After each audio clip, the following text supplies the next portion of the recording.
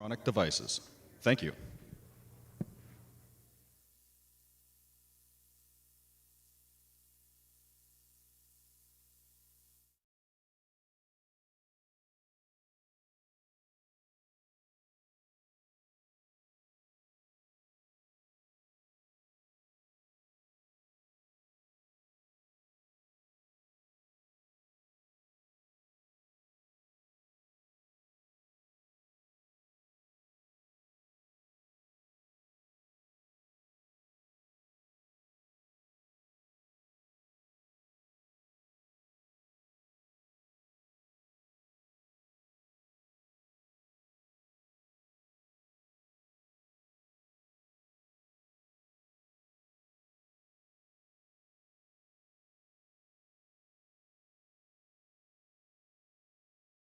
Warm welcome to your neighbors and fellow Pennsylvanians on today's panel.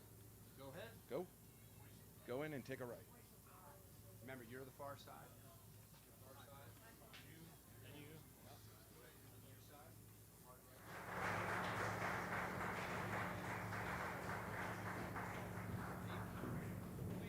Join me in welcoming to the stage Congressman G.T. Thompson, the Honorable Dave McCormick, Senator Kim Ward, and Representative Dan Mall.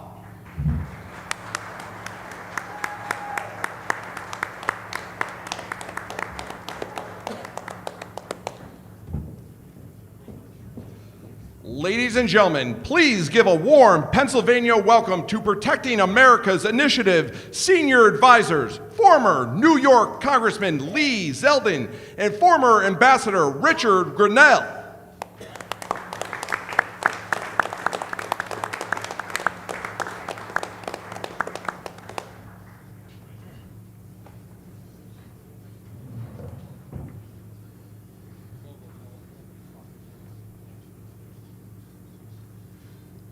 Ladies and gentlemen, please welcome to the stage the 45th and soon to be 47th President of the United States, Donald J. Trump.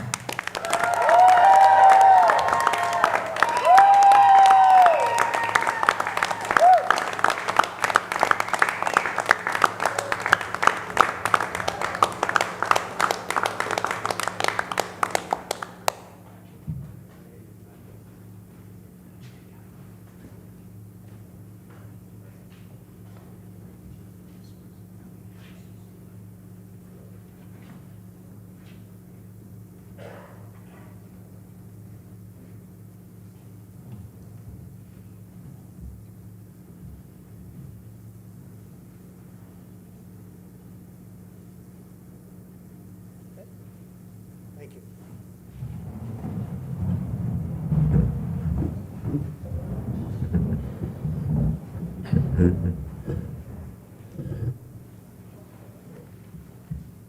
Thank you very much. It's an honor to be with you and a special group of people, the farmers. Nobody's done for farmers what I've done.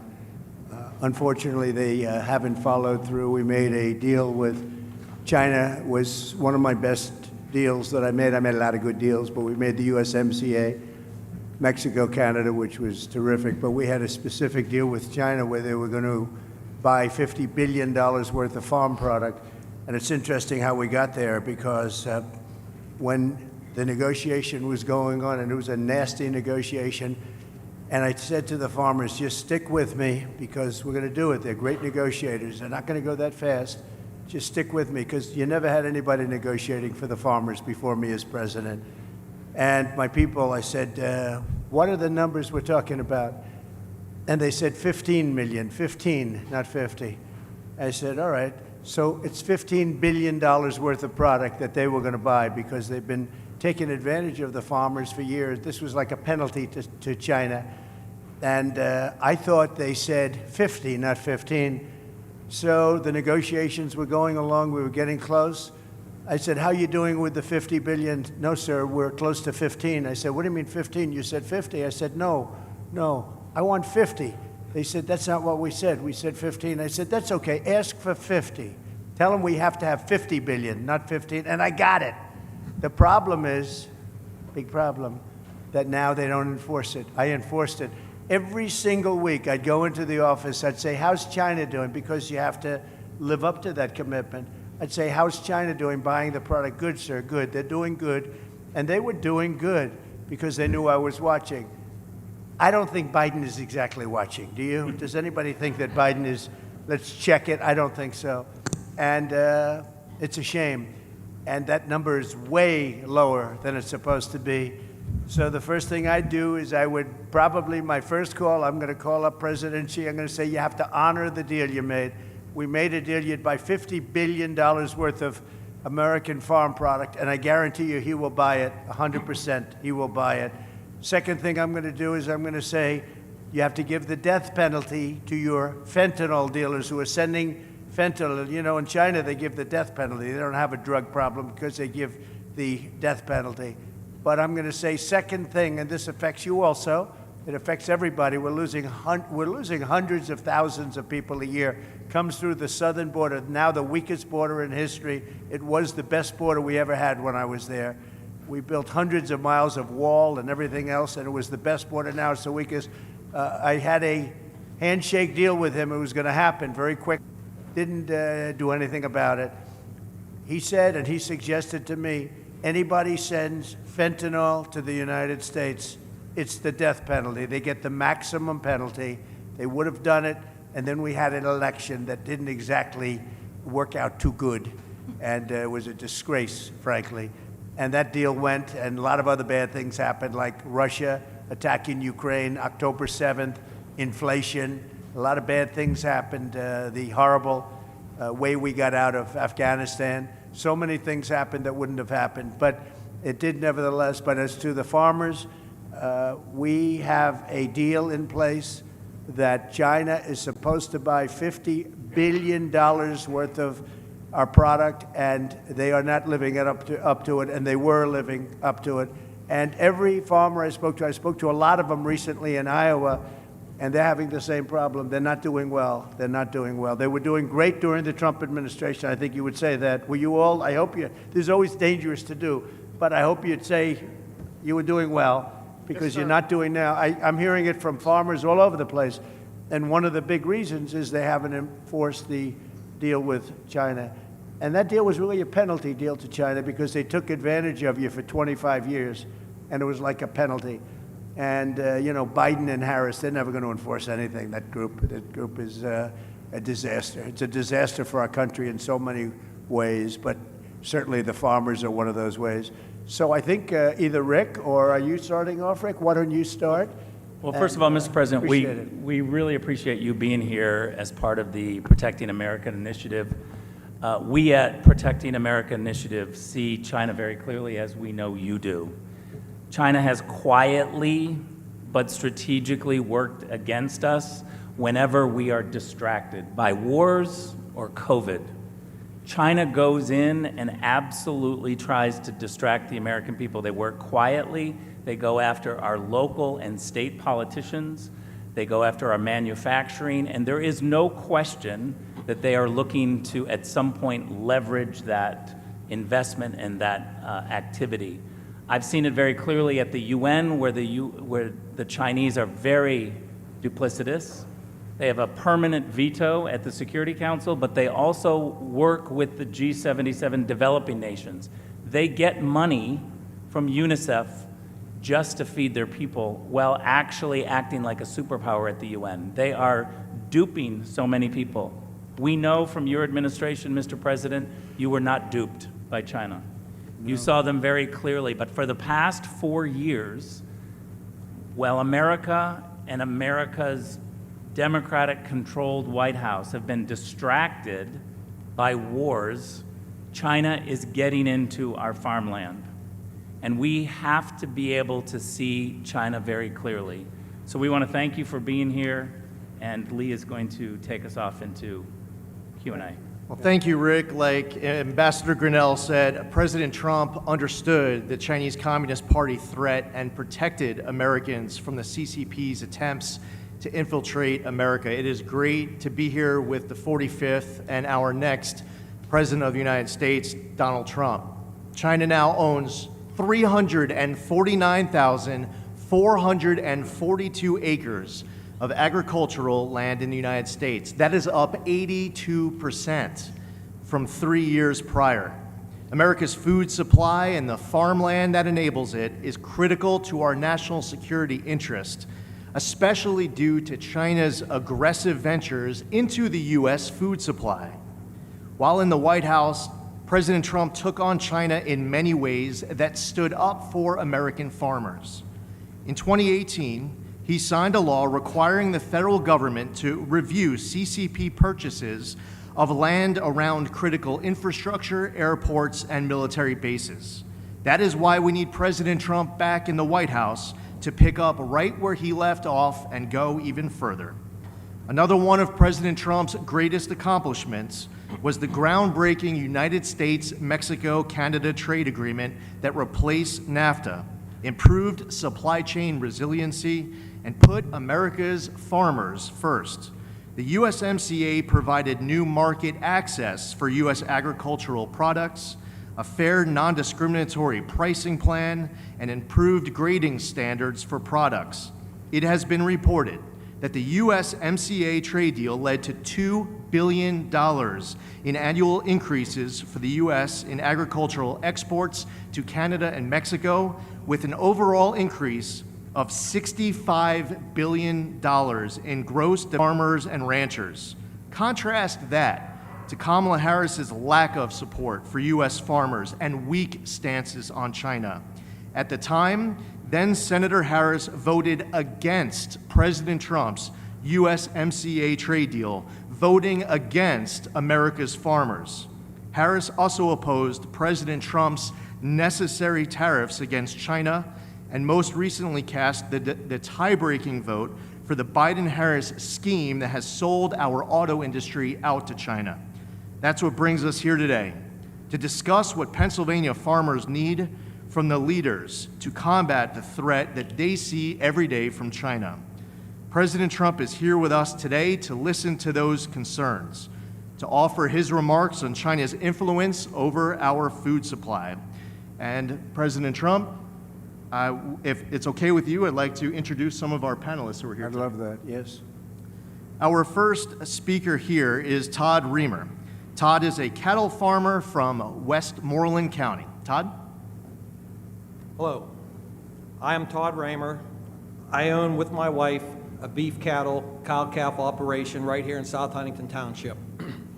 My concern today is with foreign entities buying up American farmland while young Americans can't afford to buy a farm or even get started.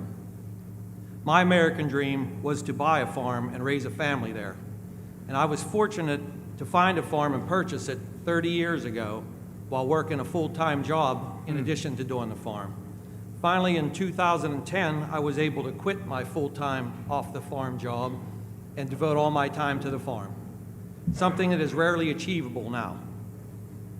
I know there are young farmers out there who really want to aspire to own their own farm and ranch, but they can't afford to do so with the high costs of the farm, the ranch, and the equipment to get started. We all hear the word sustainability. To stay sustainable, we need to give Americans a chance to own farms and ranches. That's right. So they can continue to produce the safest food supply in the world for generations to come. And perhaps a solution could be maybe to offer a retiring farmer or a rancher an incentive tax break if he sold his farm to a farmer or rancher, American farmer or rancher. Also, if I may, I understand that China now owns major meat processing plants. They hold the contracts on production barns, and they even own feed milling plants in the United States. I believe that it is Americans should control their own destiny when it comes to food production and the future of it. It's a life of hard work and heartbreak, but I know there's some young farmers out there that can carry the load if we can give them the opportunity. I had an uncle who was a lifelong dairy farmer. And when I was a kid back in the 70s, he had a bumper sticker on his GMC Jimmy that read, no farmers, no future. That was 40-plus years ago. Since then, technology and crop yields have changed for the better, but the message on that bumper sticker has not changed at all. No future, or no farmers, no future. Thank you. Thank you very much. It's very good. Thank you. Thank you, Todd. Matt Carr is here. He's a third-generation farmer of dairy, corn, soybeans, and alfalfa from Westmoreland County. Please welcome Matt Carr. Thank you, Mr. President, for this opportunity to be here. Like I said, like I was introduced, I am a third-generation farmer. I would consider myself the young farmer that Todd is talking about. And I am a small dairy farmer from Westmoreland County. We currently milk 250 head of Holstein cows twice a day. It is more than a job. It is a lifestyle, as you know. But I would like to talk now about what agriculture means to this country. It currently is 30% of the jobs and 7.43 trillion in economic impact to this country. Like you had said, you are pushing through to China for dairy products to be sold there. That is a huge market, and I would see that is a large area that we could expand into and continue to push to try to achieve those goals that you talked about. With that, in 1992, there was 130,000 dairy farms in the United States. That number is now down to 26,000. We are currently losing the small dairy farms, especially in Pennsylvania. Our dairy farm numbers are down 8% from 2022. What is the difference in production? So you have far fewer farms. Well, what would you say is the difference in production? Production is, Similar? in Pennsylvania, I think it's down a little bit. It's down from those days? Yeah, the farms are getting bigger. The number of cows are still very. But the overall total production you think is down from what it was when they had so many farms? Oh, no. Total production across Total. the U.S. would be up. Is up. Yeah.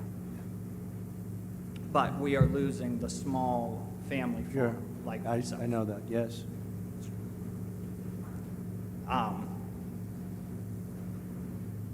Dairy margin is the margin that we have in order to make a living and a profit is extremely tight.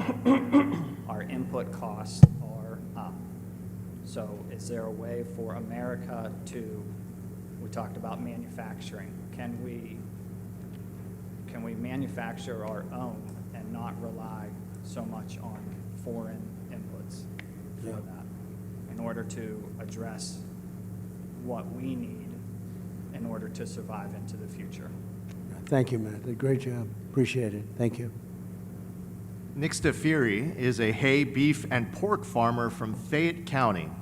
And at this time, I'd like to introduce Nick Stafiri. Hello, thank you, Mr. President, for having me, and thanks for the opportunity to be here today. My name is Nick Stafiri, as they said. I'm from Lower Tyrone Township, Fayette County. My family owns a small 120-acre farm where we specialize in freezer beef and hay. My story's a little bit different than everybody around the table. I didn't grow up with a farm. I married the farmer's daughter, so I kind of got that on the backside. Very smart. My mother-in-law was a full-time farmer in our operation. My father-in-law, myself, my brother-in-law, my sister-in-law, my wife, everybody else had a job off the farm. From 1954 to 2015, we milked 50 cows a day, twice a day, no hired help. It was all on them. My mother-in-law decided to stop milking in 2015 and transition to freezer beef and hay. I'm going to be a little bit different on my story here because my wife and I are both energy workers.